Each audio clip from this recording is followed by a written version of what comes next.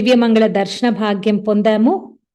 అద్భుతమైన దివ్యమైన జ్ఞానాన్ని మనం పొందున్నాము.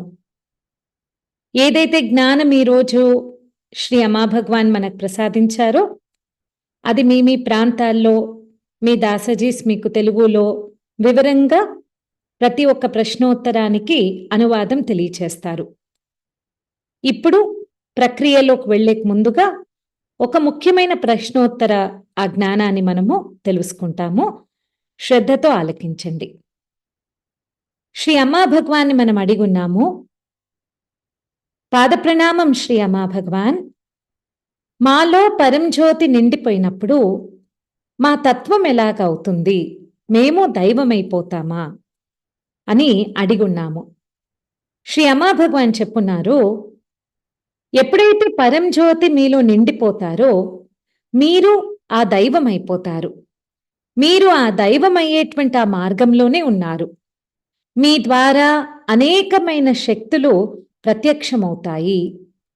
మీరు ఎందరో ప్రజలను ప్రభావితం చేయగలుగుతారు. మరియు మీరెందరినో ప్రేమతో కరుణతో సహాయం చేయగలుగుతారు. అలాగా అంతా కూడా మారిపోతుంది.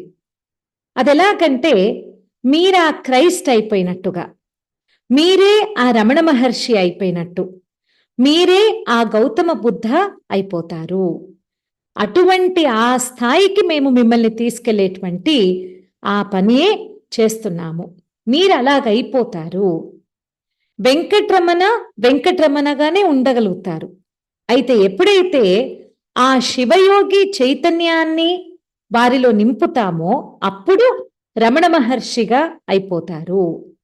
ఎప్పుడైతే క్రైస్ట్ చైతన్యం జీసస్లో ప్రవహించిందో, నిండిపోయిందో అప్పుడు జీసస్ క్రైస్ట్గా అయ్యారు. అదేవిధంగా బుద్ధ చైతన్యం ఎప్పుడైతే గౌతమ బుద్ధుల్లో నిండిపోయిందో అప్పుడు తను గౌతమ ద బుద్ధగా అయ్యారు.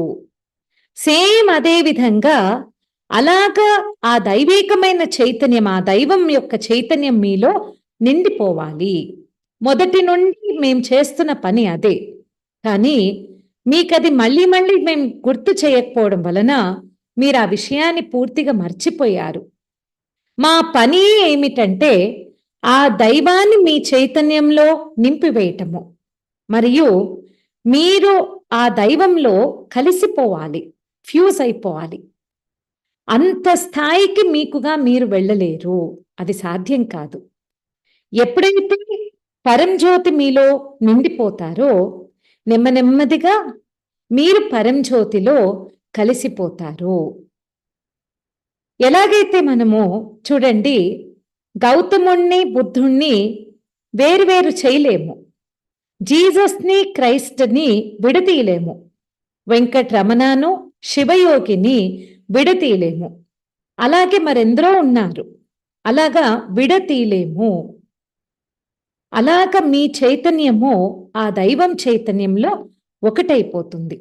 సమయం తీసుకుంటుంది, కానీ ఫ్యూజ్ అయిపోతుంది, మొత్తం కలిసిపోతుంది. ఇదే మేము మీకు చేయటానికి ప్రయత్నిస్తున్నాము, ఇదే చేస్తున్నాము. ఎప్పుడైతే పరంజ్యోతి మీలో నిండిపోతారో నెమ్మదిగా మీరు ఆ డివైన్ అయిపోవడము ప్రారంభమవుతుంది. ఇలాగా మేము 81,000 మంది మీద ఏకాగ్రత అయి ఉన్నాము. ఆ తర్వాత ఈ 81,000 మంది రెస్ట్ ఆఫ్ హ్యూమానిటీకి, మిగతా మానవ జాతికంతా కూడా సహాయం చేస్తారు. ఎటు చూసినా అంతా ఒకటే కదా, మానవాళి అంతా ఒకటే కదా. కావున మీకు కూడా ఆ ఏకాగ్రత ఉండాలి. మీరు కూడా దాని మీద ఫోకస్ చేయాలి. అండ్ గుర్తించుకోండి, మీరు బాగా జ్ఞాపకం పెట్టుకోవాలంటే, ఎప్పుడైతే మీరు పరంజ్యోతిని ముఖాముఖి అవుతున్నారో సాక్షాత్ మీరు ఆ దేవుణ్ణి చూస్తున్నారు. ఏ దేవుళ్ళో అయితే అన్ని దేవీ దేవతల చైతన్యం ఉందో, అందుకే అంటున్నాం కదా, సర్వదేవ పరంజ్యోతి అంటున్నాము. ఆ భగవంతుని మీరు చూస్తున్నారు అనేది మీరు గుర్తుపెట్టుకోవాలి. అండ్ ఈరోజు ప్రక్రియలో ఏం జరుగుతుంది? మీలో ఆ ప్రేమ అనేది నింపివేస్తున్నాము. ఎందుకంటే మీకు తెలిసినదల్లా కారణంతో కూడుకున్న ప్రేమ. కారణరహిత ప్రేమ మీలో లేదు. ఎవరైనా మీకు సహాయం చేస్తూ ఉన్నారనుకోండి, ఆ వ్యక్తిని మీరు ప్రేమిస్తారు. అంటే కారణంతో కూడుకుంది. ఎవరైనా సంబంధం లేని వాళ్ళున్నారనుకోండి, ఏ రకమైన ప్రేమ వాళ్ళ మీద ఉండదు. అయితే మీరు ఆ పరంజ్యోతిలో ప్రవేశించాలంటే మీకీ టికెట్ ఉండాలి. ఆ టికెట్ ఏమిటి? ప్రేమ అనే ఆ టికెట్. అది లేకపోతే మిమ్మల్ని వేరే లోకాలకు పంపించేయటం జరుగుతుంది. మీరు ఆ టికెట్‌ని ప్రేమ అని అనవచ్చు, లేదా కరుణ అయినా అనవచ్చు.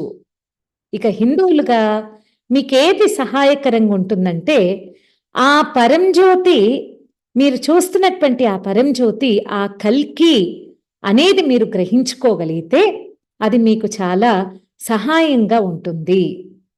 సో, ఈరోజు మీరు ఈ యొక్క మనసుతో ప్రాసెస్‌లో పాల్గొనాలి.